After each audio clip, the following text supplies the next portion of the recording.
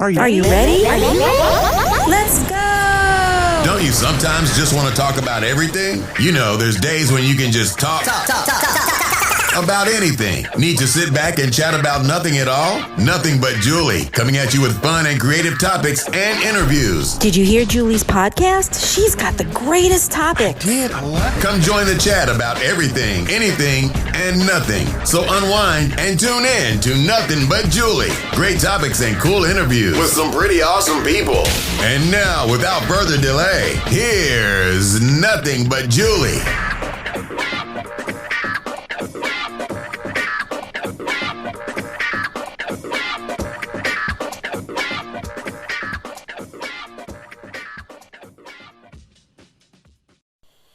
Hello, everyone. This is Julie Schrager. I am your podcast host for the Nothing But Julie podcast. Thank you so much for joining me. And thank you so much. I actually got a bunch of DMs on Facebook and more on Instagram regarding the first live Instagram that I did.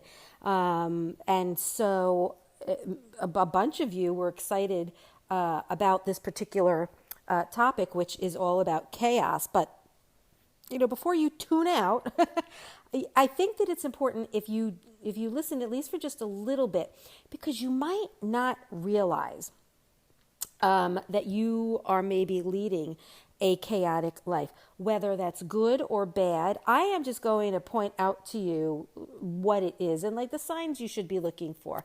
The reason why I decided to do this particular topic is because we live in a very chaotic world right now.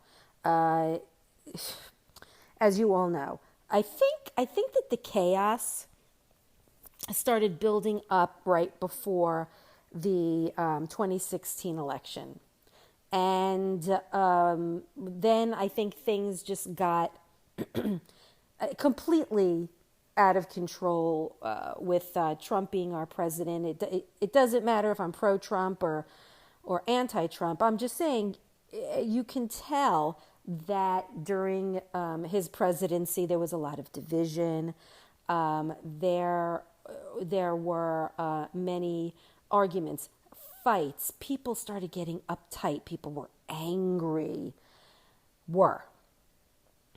And now, with that, with racism being ever present in this world, which is just incredibly, just a horrible, horrible thing. And then let's add in unemployment. That then became COVID. Many people became unemployed. Many people were scared. Many people who were in lockdown just could not deal with it. Let's throw that into the mix. And then, I don't know, let's just throw in a little bit of inflation. Yeah, let's just inflate gas prices, inflate grocery items, and then let's take half of the food in the grocery off the shelves. Let's just get rid of it. But then everything else is backed up. Remember the cargo ships and the COVID with the Omicron? And a lot of people got sick. A lot of people couldn't work. And then, of course, many people were just like, screw this. I'm not working for minimum wage. I am going to wait to get a job. And so places that give service were just, it was just bad. Everything I mentioned, take that and I want you to mix it into one melting pot. And we have a chaotic world. I know for myself, I have really tried to keep it together. Especially, I live in Florida, where it's been on the news that it is ridiculous with the housing situation. I mean, my house is worth, 4 times as much as what I bought it for. And people will pay cash. And people won't even come in and look at it. They literally see it listed online and they start bidding. A bidding war. And they'll pay cash. my husband and I did actually start thinking about moving because, I mean, the money we can make is ridiculous, but that was it. That was the only reason we have to move. And many people might say, well, that's reason enough. And you're right, for some, but not for us. When we moved to Florida 20.5 years ago, everything just kind of fell into place. And we were fortunate and we were lucky that it all did. And it felt right. We knew we were ready for the move. And everything fell into place. And now, nothing is falling into place except that I could sell my house for a lot of money. We looked and we found a beautiful townhome. Beautiful. Brand new. But the amount of money they wanted for rent was an insult. I got really pissed, to be honest with you, too. But with the money on the sale of the home, of course we could pay it.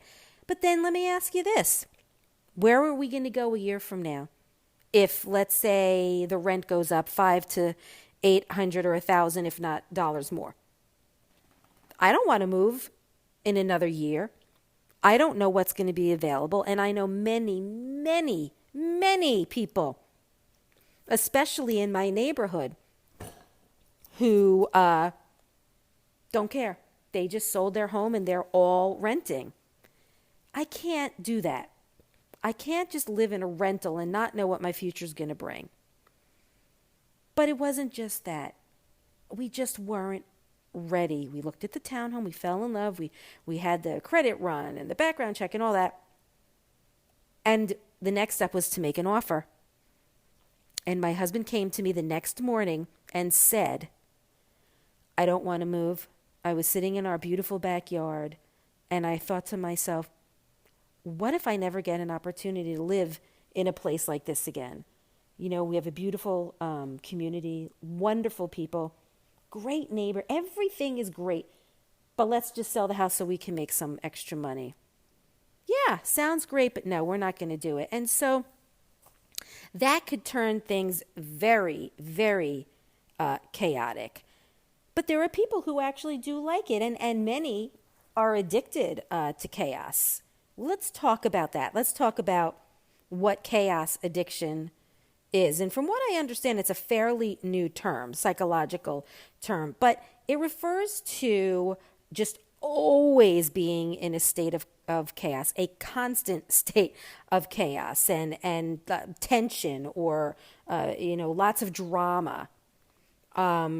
It's relative to certain addicts who are always in a state of chaos. But it has now struck many people who are sober, who don't have those kinds of addictions. And it can be so emotionally draining, and it can be emotionally destructive, and it can actually destroy relationships unless you have it under control. See, to me, addiction to chaos is not always a bad thing if it's manageable, if it doesn't affect you mentally, if it doesn't affect you physically and you just love it. But the question is, how will you know if you're being affected? That's the thing. Because there's a lot of addictions that can escape, from all the anxiety and the stress and the issues that we have. And I think that those that love chaos, who are addicted to chaos, maybe it's a distraction. You know how sometimes you get in the middle of something and you just need to stop thinking about it, and so you change your behavior and you start thinking about something else? Chaos can very well be a really great distraction from often life's stresses. And so many people start to do this and they just don't realize it, because maybe you don't want to experience something that could be painful, or something where you feel like you're not needed or wanted, or you had a traumatic event that is constantly being rerun in your brain. So it's with that can definitely make you a chaos addictor, if that makes any sense. So that's what I really wanted to talk about. And let me just say this. There are ways to change chaotic behavior, but you have to know, the signs of what being addicted to chaos is. And if you really do like it, if it's good, let me give you an example of what a chaotic life might entail. And it's actually something that many of us do. So how do you separate normalcy from being chaotic? Do you know what I'm saying? So let me give you some examples of chaos or an addictive chaos. I swear to God, I can't talk today. An addictive, chaotic lifestyle. Okay. I also want to mention that I think that chaos or living a chaotic lifestyle is also something that you might have learned from growing up. So let me just read to you. This is from mentalhelp.net that I got some of this information from. And I do believe that there are people, let's say a primary caregiver, who they fail to give the child a sense of, let's say, safety. Those children who become adults can very well carry around insecurities. And it can manifest in many, many ways. They can grow up with having a sense of being disorganized. And they can also be unpredictable. They can also have rage issues because that's what they experienced as children.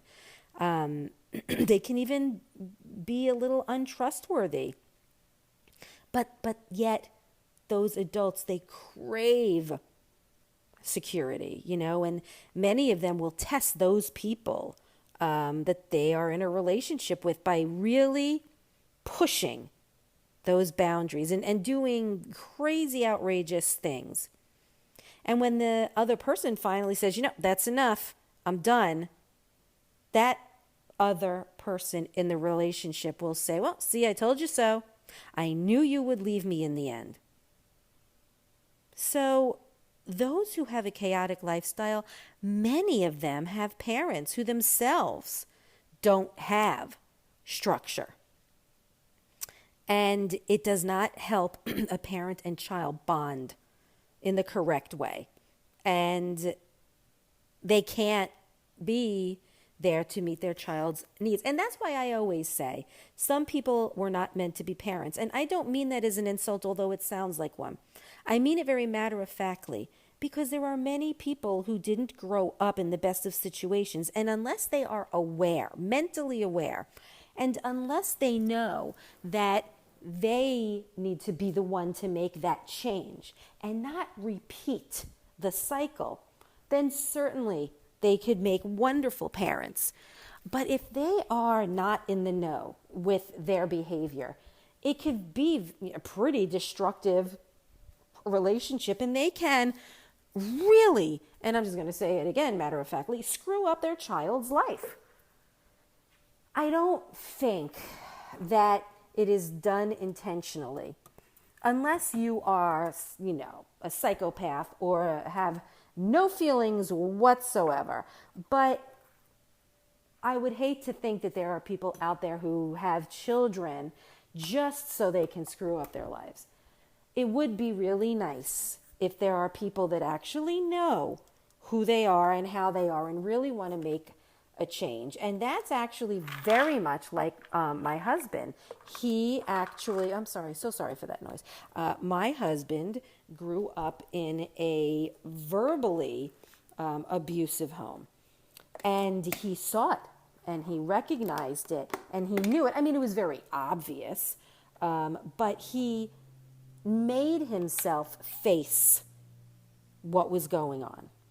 And because he became so, I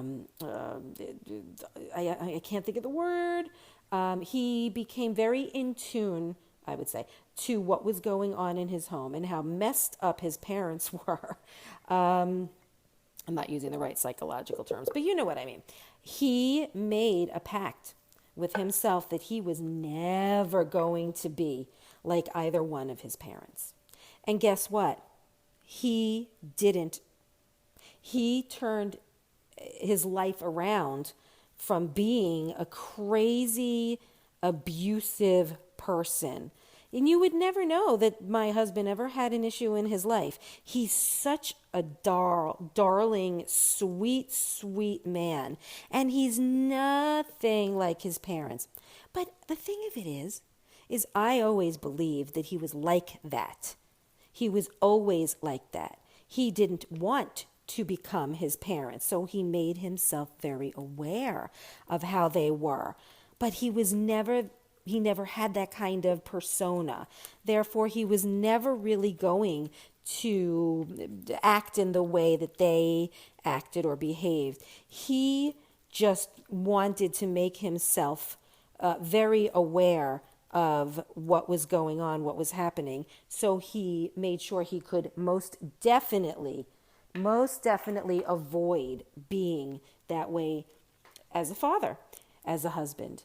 And in doing so, he prevented our son from becoming that person, and wound up and does have a wonderful, wonderful relationship with our son. So there are ways to turn things around, most especially if you have an abusive parent, sibling, and it can turn your world upside down into absolute chaos. So there are ways of changing. His parents were very unpredictable and very inconsistent. And because of that, as a child, you can very well learn that they're not always your parent is not always available for you. And the child can get a lot of mental health problems like anxiety. Is my mom going to be here for me? Is my dad going to come to my baseball game? And so they learn to stay close to the parent or even the family member where they know that they're going to have that trust with. And people who have experienced that kind of parenting, they, like I said before, they learn not to trust those around them. Pardon me, I had to take a drink. So these children grow up to adults denying their feelings. They deny and they hide their feelings so they can be close to others and feel safe. But by doing that, you then create a world of chaos around other people. So the question I have, well, before I get into it, my question was going to be, can chaos be good? But let me just say that if you are attached to chaos, it can change. There are ways for you to change what you've learned. Of course, it regardless of how traumatic or unsatisfactory someone's childhood was or is, it's never too late to repair any damage and heal. They can, if you find the right therapist that can help you, to help you believe in yourselves and have confidence and resiliency, I am telling you, it can translate into being a very happy, non-chaotic adult. How's that? Non-chaotic adult. So, how do you know that you're addicted to chaos? Well, let me see if you answer yes to some of these questions. Do you have trouble saying no to people and to requests? Do you have a to-do list that literally runs your life? You cannot do without that to-do list, okay? Do you feel as though you are constantly scheduling too much, over-scheduling? Do you have anxiety? Do you panic? And yet you have this need to accomplish things. And of course, do you always have time to meet with friends, or are you constantly too busy to make time for friends and family? That is a chaotic life if you answered yes to some of those questions, or many of the questions actually. Now look, I could have answered yes to 2 out of those, but it doesn't mean that I have a chaotic life. Okay, like does your life, oh no, the to-do list. Oh, hell yeah, I have a to-do list, but it's not because it runs my life. It's because because I have a hard time remembering lately because of menopause. Yes, I'll go there another time. But I do rely on my to-do list, and but it doesn't rule my life. If I miss something, I miss something. So let's talk about what you can do to manage chaos or addiction to chaos. If you answered yes to some of these questions, and let me say, even if you didn't answer yes to some of them, let's still talk about what you can do to manage chaos. If you ever get overwhelmed or to that point, you can say, oh, wait, I can start seeing I'm starting to get a little bit chaotic. What can I do? My first question and answer, I guess, to you would be, do you ever have quiet time? Do you know how to be quiet? It is very challenging, like I said earlier in this podcast, how difficult it can be to stay calm or quiet, because drama always creeps into people's lives, whether you realize it or not. There's just too much going on in the world, too many demands from friends, from family, and you don't realize sometimes that you have toxic relationships with people until you start feeling that or understand it. It drains you, and it drains you of your patience, and it drains you of your peace of mind. It wasn't until I was a little older, in my 40s, where I realized that I was in a very toxic relationship with a friend, and she's no longer a friend. But I didn't realize it for years, and I allowed so many years of my heart and my soul to be taken from me until one day, all of a sudden, boom, it was there. And I was like, what the hell have I been doing? And I invited in mayhem, and I invited in chaos. If you can take the time every day, and I mean every day, to have some alone time, some quiet time, just with you.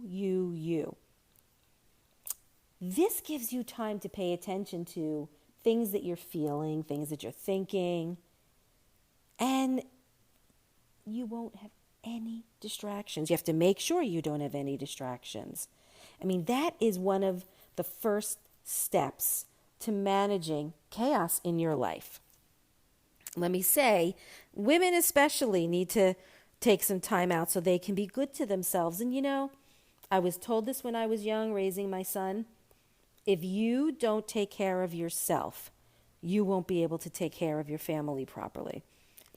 I didn't listen. And there were times when life got very chaotic, and I just would get enraged and maybe take it out on my family. Not always, here and there. Had I given myself the space and time to relax and to reboot, it would have been so much better. And I'm not even talking about a lot of time.